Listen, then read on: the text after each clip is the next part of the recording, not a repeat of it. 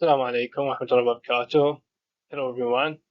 I'm Ala Nasser from Group GH2, and today I am going to present one of the topic or one of the system into your body, which is endocrine system. The endocrine system consists of glands, of course. The main thing into endocrine system is the glands. As you can see in this photo or in this slide, these are some of the glands that's into your body, of course. Just the two and the last, in the end of the slide, there is ovary and testis. Ovary for the female, of course, and testis for the female. So, gonads. And today, as you can see, there is many glands. I'm going to discuss just two of these, the glands, which is hypothalamus and pituitary gland. You can see it's in the upper, it's the first one in the upper right. In the upper, I mean, upper of the side. So in the beginning, I am going to discuss endocrine system. Endocrine system is a collection of tissue and cells which produce or secrete hormones, hormones into your body, and these glands don't need a duct to release this hormone or the movement of the hormone to your body. It just needs blood or interstitial fluid or lymph. So the movement is going to be throughout your body by these things. As you can see in the second thing, endocrine glands. Ducts is the organ that secrete hormones into blood, interstitial fluid, and lymph located throughout your body. And the third thing, which is hormone, it's something very important. Like any gland secreting hormone, and hormone regulate your body function. It's a chemical messenger secreted by endocrine glands, and the circulation is going to be onto your bloodstream. Also, it's play a critical part or critical thing in regulation your body system. As I said, everything in your body regulated by hormones, as your development, your growth, your metabolism, also your electrolytes balance. As sometimes when you have higher sodium into your blood, so it's going to be high pressure to your body. So it's regulated by releasing epinephrine from adrenal gland, adrenal medulla especially, release epinephrine to inhibit the sodium into your body. And sleep, for sleep, of course, melatonin from pineal gland, by pineal gland, secreted by pineal gland. And other function. There is many functions of the glands into your body. So let's continue.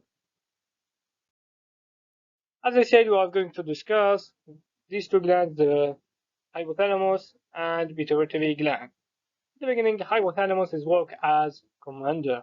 So it regulates all the glands into your body.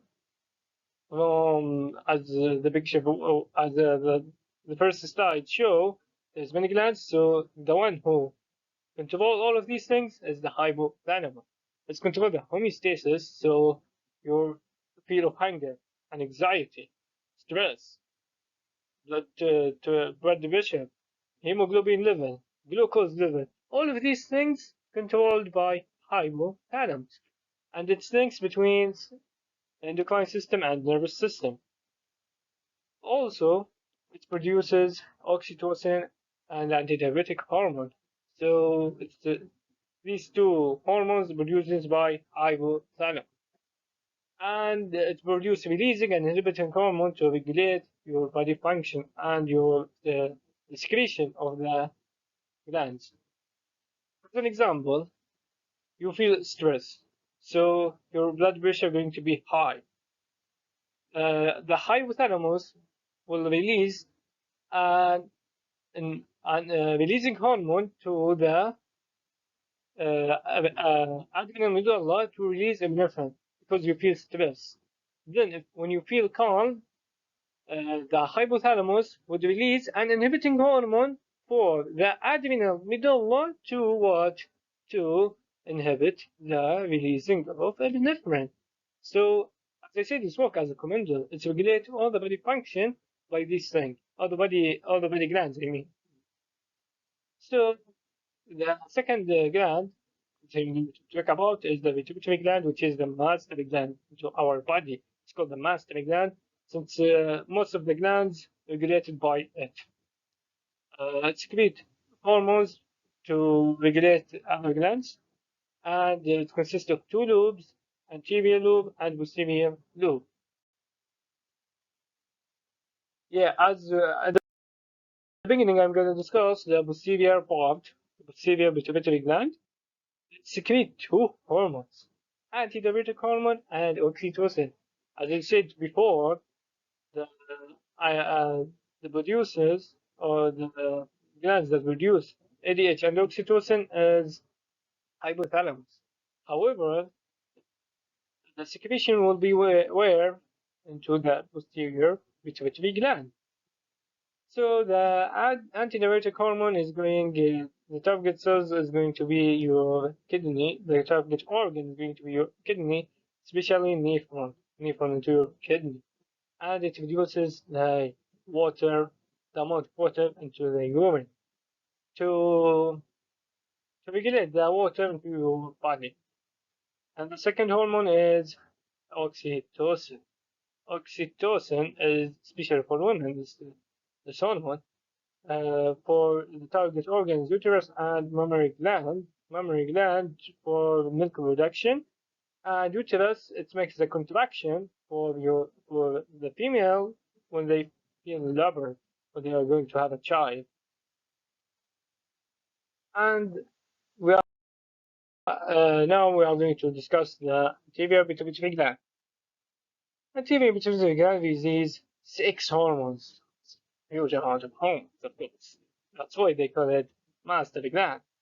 The first hormone is called somatostatin. The main term is growth hormone, and the name suggests target a growth hormone. So it makes growth for all your body, especially your bone and your muscles.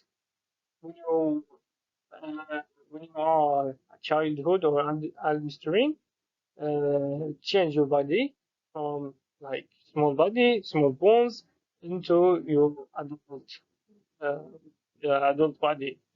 So it's change your body. The transition because of growth hormone. And the second hormone is TSH, which is thyroid stimulating hormone.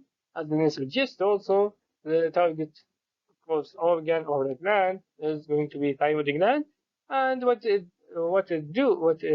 hormone do is stimulate the production and the synthesis of the thyroid gland hormone. The third hormone is ACTH, adrenocorticotropic hormone. As the name suggests, adrenal cortex tropic hormone. So the target gland is going to be the cortex of the adrenal gland. And the action is release cortisol, which is glucocorticoid. Glucocorticoid um, is the hormone that regulated the glucose into your body. So there is the function of it is regulation like glucose into your body. Is going to be high or low. Oh, the fourth hormone is, or there is this specific uh, hormone is going to be for gonads. So there is two hormones, FISH and LH. FISH is follicle stimulating hormone, and LH is utilizing hormone for the gonads. FISH, the target is, as I said, gonads, and testes for the male, and ovaries for the female.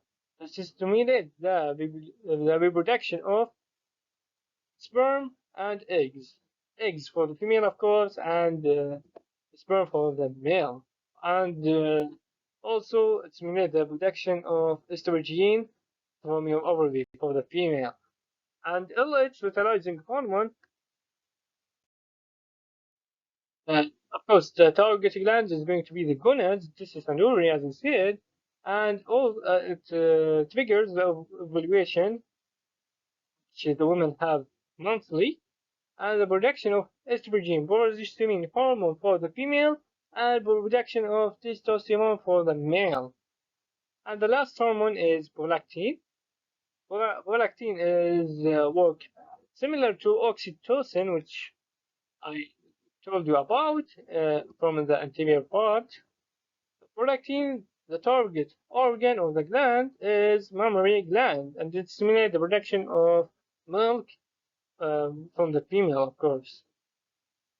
And let's discuss about some of the diseases or disorders that the human have from pituitary gland. The first one is diabetes insipidus. When you have hyposecretion, a little secretion of ADH, so it will make you feel uh, thirsty and dehydration. Since there's no regulation of ADH, then uh, your body going to go out the water with urine, go out your orientation. So there is no water will be in your body. There is no water be absorbed into your body. So this is disorder called diabetes insipidus. And second disorder is rheumatism. When you have hypersecretion of a growth hormone during childhood. So when it become, you will be taller than others, have bigger bone, the other guy is going to be shorter, of course, as you said, you are going to be taller. Hypomorphology, when there is an excessive growth hormone, especially to your bone, like uh, your bone going to be, and I could see it by my eyes. Also, you want to have some checks, since your bone structure is going to be really big. So uh, I could just there is no checks, there is no checks, all of these things. And the last disorder is pituitary dwarfism. When you have hyposecretion of growth hormone during childhood. Also, going to be during childhood, and this disease will be less secretion. So you won't be have the body that the other guy have. You will be have shorter body. Your face will going to be as a child face. All of these thing. I will show you a picture. As you can see, these are two pictures. On the left of the slide, there is a guy who is taller than the normal guy. He has a gigantism since he is taller than him. And in the right side of the slide, this guy, as you can see, he's 20 years old. He's a famous guy. Yeah, I think you should know him. His name is Hasparla. He he is 20 years old, and he looks like this as a child, and he's shorter than us.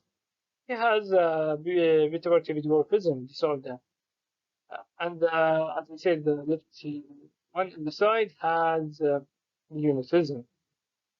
You can see this is the difference between them.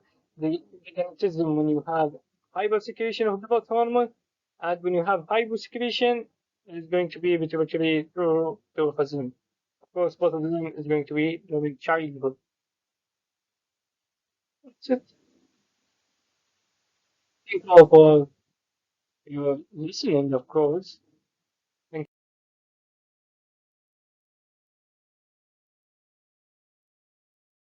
you all for your listening.